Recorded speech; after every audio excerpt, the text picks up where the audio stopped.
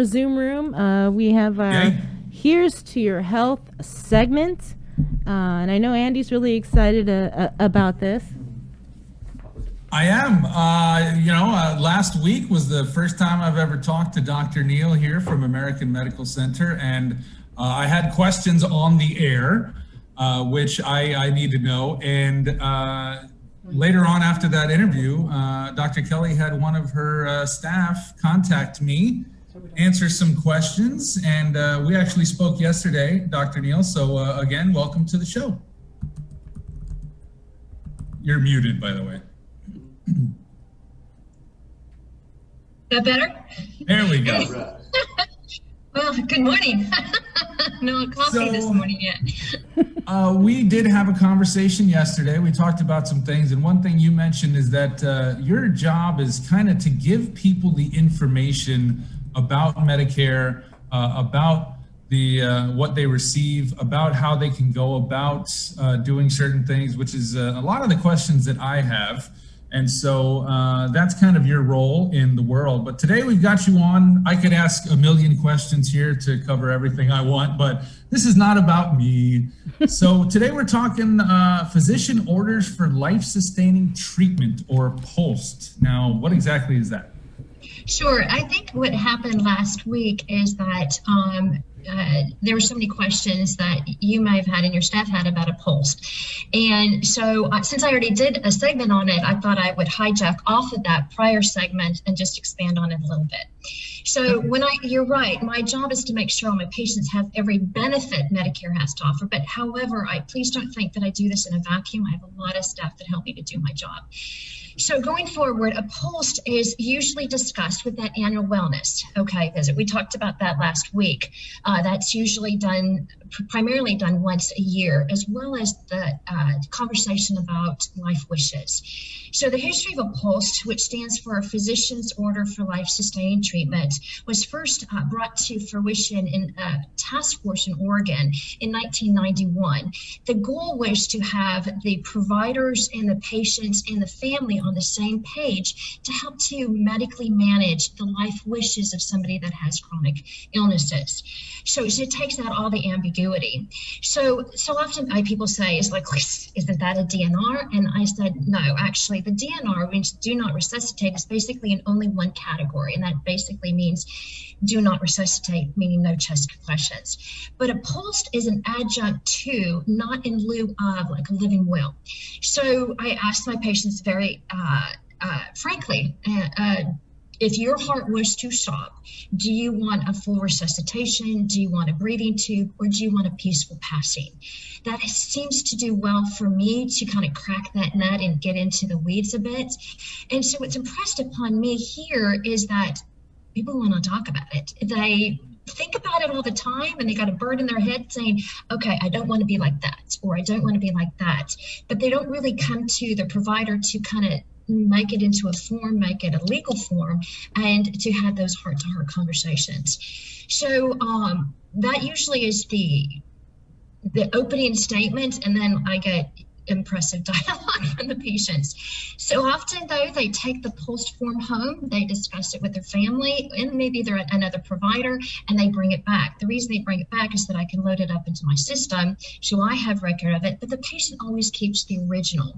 The original is a pitiful color pink, and it's only pink because it allows any healthcare provider or ACLS or BLS trained professionals to see it quickly and to draw their attention to it, whether to start life-sustaining treatment or to allow a peaceful passing. That's what a POST is. Okay, so this kind of takes out a lot of the family bickering. Maybe if daughter has one wish, a son has a different wish, but this says the patient has that overriding authority to determine, basically take their life in their hands. That is correct. And to let everybody else know, hey, these are my wishes. So for people that are healthy and in their 60s and 70s, they're going to live a very fruitful life, and I want that. So I would say, and help them to draft it, and I say, okay, we want full resuscitation here. I think that would be great. We want full intubation if that's appropriate, but then also there's a room for comments. And so when I say you may want to consider this comment, and the comment is, if two physicians agree there is no sustainable quality of life, discontinue life supporting measures. They're all in. They say, you know what? Absolutely. It's like, and I like two MDs because then it allows, a camaraderie with the professionals. And usually when people are in that sort of a pickle, they have more than two physicians in their armament. So it allows us to have the wishes of the patient. They get to explain it to their family.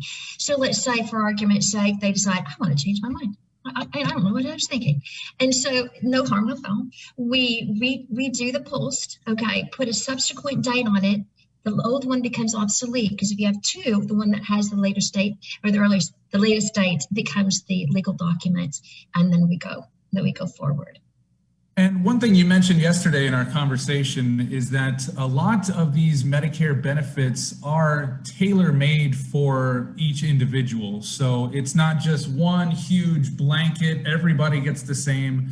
So those that are on Medicare, how can they go about finding out or, about their benefits or going through a pulse like this? Well, first start with their primary care. Okay, that would be respectful.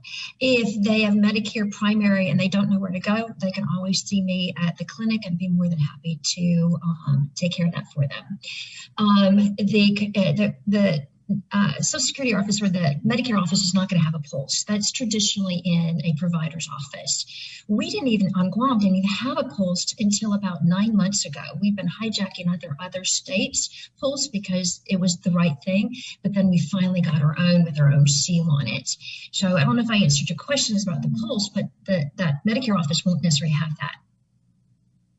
Okay, so people just need to sit down with someone like yourself, one of your staff, and kind of go through their benefits, their Medicare plan, if they're new to it like myself, or if maybe they've had it for a few years and they just never really looked into it because there's certain things, as you said, they need to fill out, make those comments because it's kind of custom made.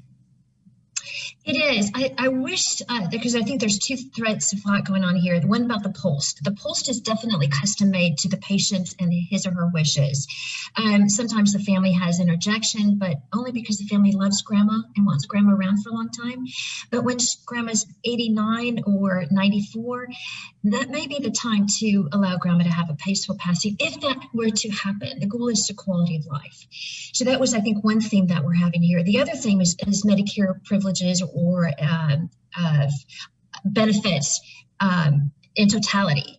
So do I qualify for a wheelchair? Do I qualify for a motorized wheelchair? Do I qualify for all my medications?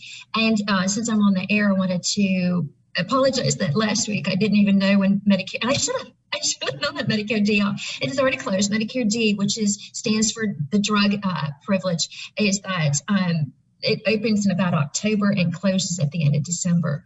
So the nuances of someone coming on new to Medicare to qualify for Medicare D, it makes me dizzy. I can't keep up. And so we do have a professional that works with the Medicare office that helps us to say, hey, you're eligible, but in 3 months, or you're eligible next year, or hey, you know what?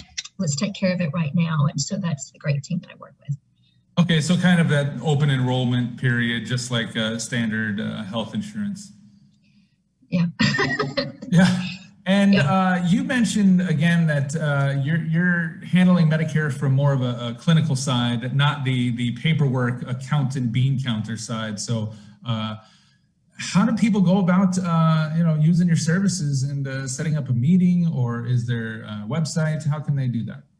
So we have a website at amc.clinic or www. And then here's the phone number for AMC. I know last week I tried to give you my mother's number. I'm more prepared this morning. So the AMC office to get a hold and to get onto my calendar, because it would be a privilege to really help the people here at Guam to make sure they have all those benefits. So that number is 648-9110. 648-9110. 9110. If you have Medicare, you have questions, you want to kind of fine tune your policy, you can go about doing that. Is there anything else you wanted to kind of throw in there? I know you remember these things just like I do. As soon as we get off the air, I'll think, oh, I needed to ask her this, or I wanted to ask this. So is there anything else? I know. I lie in bed, I think, oh, darn, I should have said that, or another time. Well, I know next week I'm invited back, so thank you. And so prelude to that would be chronic care management, which is another part of what we do after the annual wellness, is to make sure that they actually get a care provider calling them once a month saying, hey, are you okay?